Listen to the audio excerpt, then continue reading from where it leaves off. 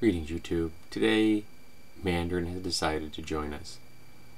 Yesterday, I was listening to an interview on NPR. They were interviewing the author Zadie Smith. She has a new novel out called NW. It deals with 20-somethings or actually early 30-somethings, that were raised in the northwest area of London and how their lives differ from each other. I don't read novels, but the interview was very interesting. And during the interview, the author talked about the fact that when you're happy, when you're feeling positive and life is going your way, that you don't think about the fact that right behind you is catastrophe. That you are only ever a single moment away from disaster. That any moment a child could disappear, a friend or parent could fall ill, a car accident could happen. That we don't think of these things when we are in a positive state of mind. We push them out of the way. But that bad man is always right behind us. And while I'm driving, listening to this interview, I said out loud in the car, I was alone, I said, "You wouldn't believe that if you suffered from depression." And I've had depression my entire life. It's genetic. But here's the thing. I don't suffer from it anymore.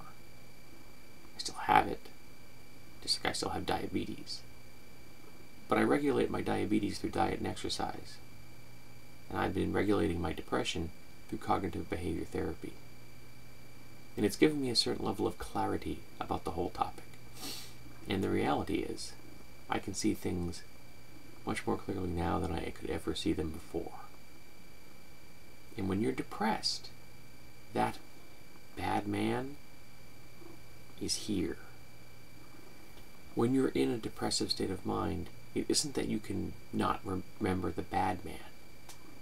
It's that you can't remember the good one.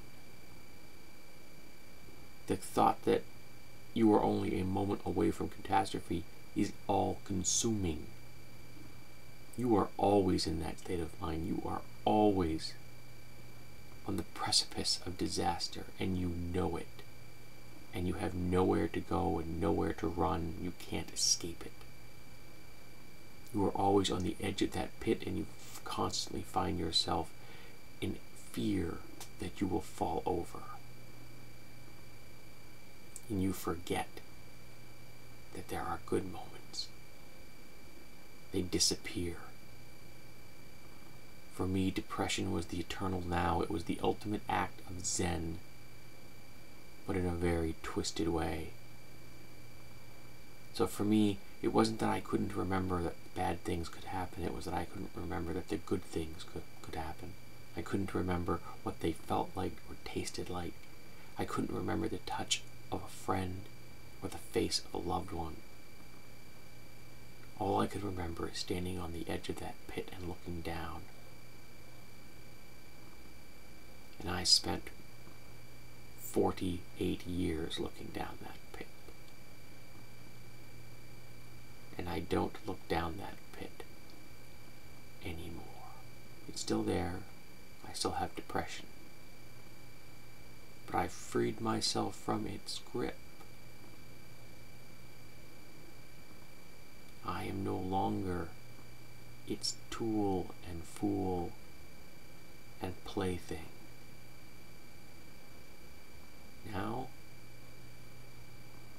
Now I am James, and I am on a new path. I don't know where that path goes yet. I'm not sure what it really feels like to not be depressed. I'm still figuring that part out.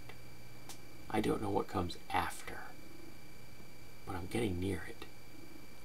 I'm beginning to see what's over that horizon. I know my therapy is going to be coming to an end sometime. Could be a month, could be 6, I don't know. But it's coming. I'm acquiring the tools I need, and I'm ready to head out on my own, and I don't need the training wheels anymore. But I suggest you check out Zadie Smith. She sounds like a fascinating author. I'd like to hear if anyone's read any of her books. But I want you to know, anyone who ever sees this video, that even if I find myself in the grips of depression again, I know that I will not stay there. Because we all have days that are low. We all have days that are blue. But I am no longer living in that place. And if you have depression, you